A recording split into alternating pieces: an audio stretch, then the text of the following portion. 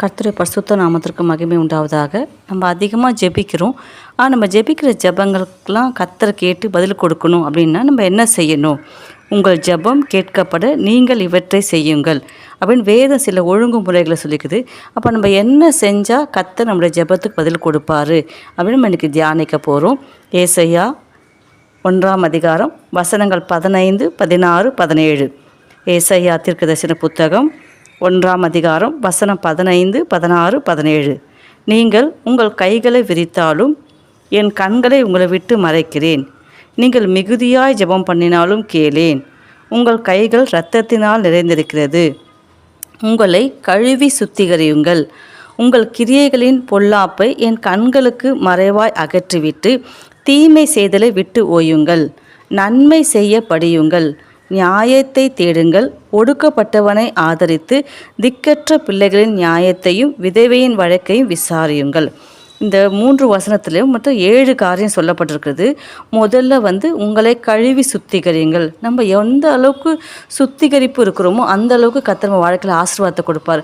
நிறைய பேர் ஆசீர்வாதத்துக்காக ஜெபிக்கிறோம். ஆசீர்வாதம் வேணும், ஆசீர்வாதம் வேணும், ஆசீர்வாதம் வேணும். ஆனால் ஆசீர்வாதத்துக்கு அடிப்படை காரணம் எதுனா சுத்திகரிப்பு. நம்மை நாமே சுத்திகரித்து பாவம் அற, மீறுதல்கள் அற, அக்கிரமங்கள் அற, அப்புறமா நம்ம சுத்திகரிக்க தேவன் நம்ம ஜெபத்துக்கு கண்டிப்பாக பதில் கொடுப்பார். அதான் சொல்லுது, உங்களை கழுவி சுத்திகரியுங்கள். நம்மளை கழுவணும். ஆவியில், ஆத்துமாவில், சரீரத்தில் இருக்கிற அசூசிகள் நீங்கள், நம்ம மனதில் இருக்கிற எல்லா கசப்புகள் நீங்கள், பொல்லாப்பு நீங்கள் நம்மளை சுத்திகரித்து கொண்டால் தேவன் நிச்சயமாக நம்முடைய ஜெபத்துக்கு பதில் கொடுப்பார். 2வது சொல்லுது, உங்கள் பொல்லாப்பை அகற்றி விடுங்கள். நம்ம மத்தியில் பொல்லாப்பான காரியம் இருக்குது. நான் பொல்லாப்பு செய்யலை, ஆனால் என்னை சுற்றிலும் பொல்லாப்பு இருக்குதுன்னா அந்த பொல்லாப்பை அகற்றி விடுங்கள். அந்த பொல்லாப்பை நம்ம அகற்றினா தான் தேவன் நமக்கு கண்டிப்பாக நம்முடைய ஜெபத்துக்கு பதில் கொடுப்பார். 3வது காரியம், தீமை செய்தலை விட்டு ஓயுங்கள். தீய நோக்கம் பாவமா? தீமை செய்யக்கூடாது. எந்த சொல்லும் நம்ம தீமை செய்யாமல் கர்த்தருக்கு நம்ம நன்மை செஞ்சாதான் தேவன் நிச்சயமாக நம்ம ஜெபத்துக்கு பதில் கொடுப்பார். அதனால் தீமை செய்தலை நம்ம விட்டு ஓயணும். 4வது, நன்மை செய்ய படியுங்கள். நம்ம கூடுமான வரைக்கும் எல்லா சூழ்நிலையும், எல்லா நேரத்துலையும், எப்பொழுதும் நம்மளால் முடிந்த அளவுக்கு நம்ம எப்போதும் நன்மை செய்யணும். நன்மை செய்து கொண்டே இருக்கணும். நன்மை செய்ய தான் தேவன் நம்மளை ஏற்படுத்தினார். நன்மை செய்ய தான் நம்ம படைக்கப்பட்டோம்.